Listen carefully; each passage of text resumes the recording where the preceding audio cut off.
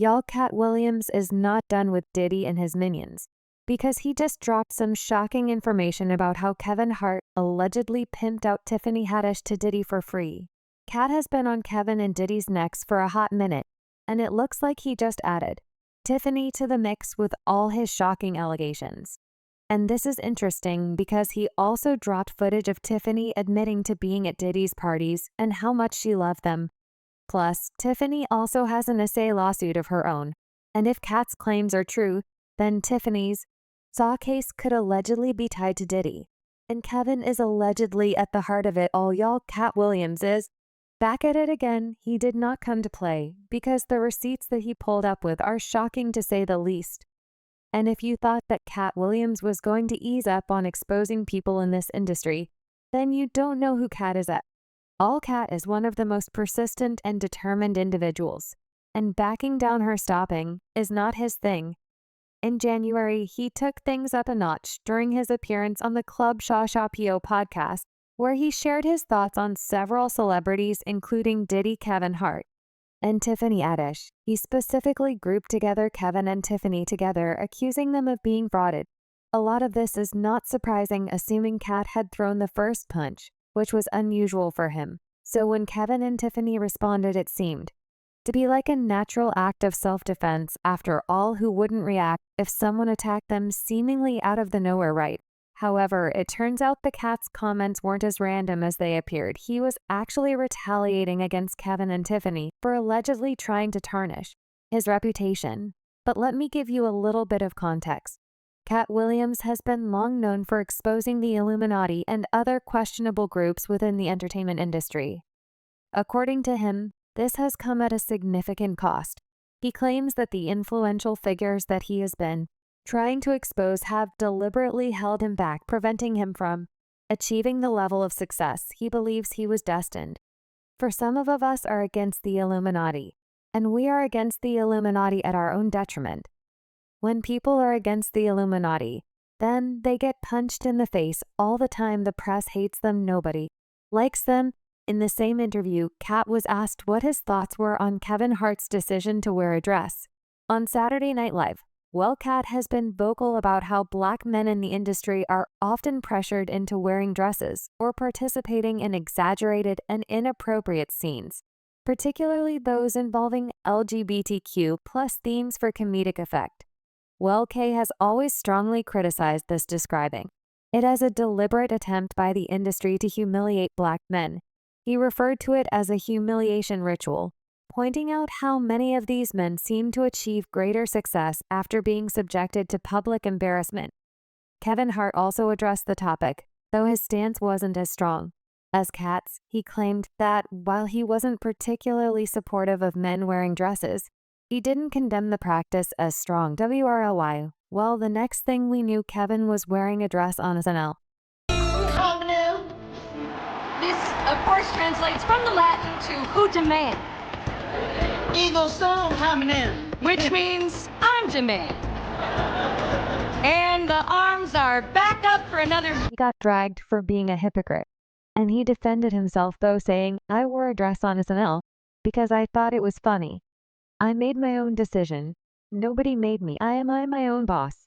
But going back to Katt, at the time he was asked what he thought about Kevin wearing a dress, and he said that he wasn't going to blame anybody or Kevin, because it had become a long old tradition for Black males in the industry to cosplay with women's clothing in a bid to become famous and extremely successful.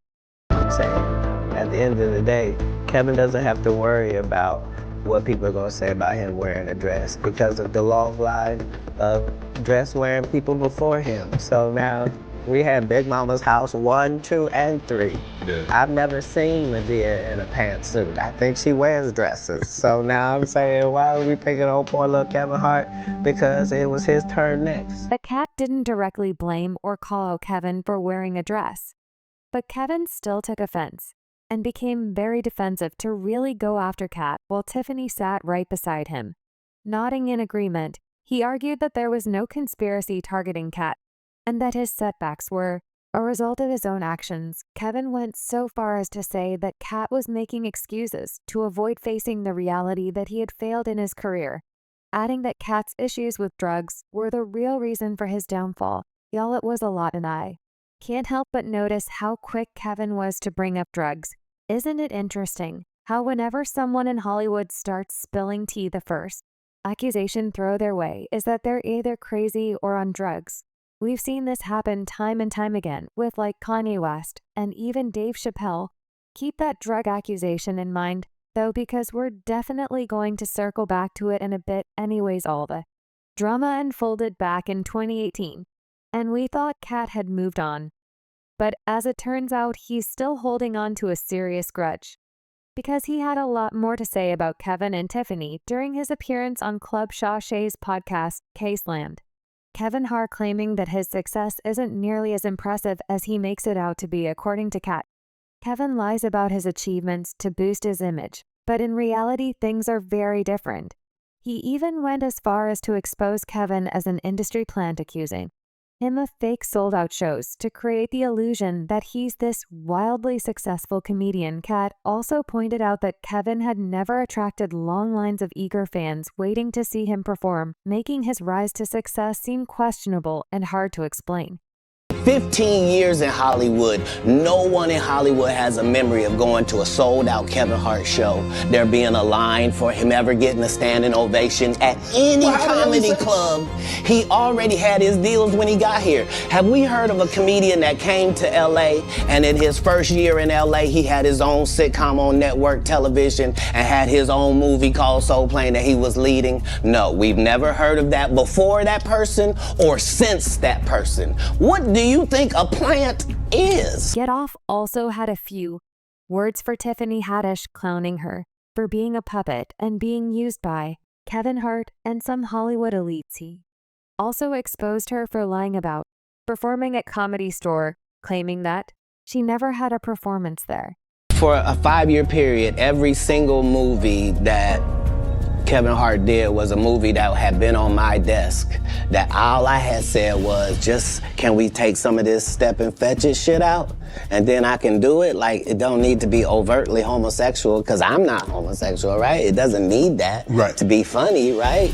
And me saying that and them going, oh yeah, no problem, and then going to give it to this other guy and having him do it just like it was, and acting like I'm a bad person because I keep standing on my standard. But yeah, it's interesting, but I wouldn't change it for the world. Like, they can rewrite history. Guy Torrey did a beautiful special about the Comedy Store and Fat Tuesday, where he said that Steve and Cedric and Kevin Hart and Tiffany Haddish came through there and made...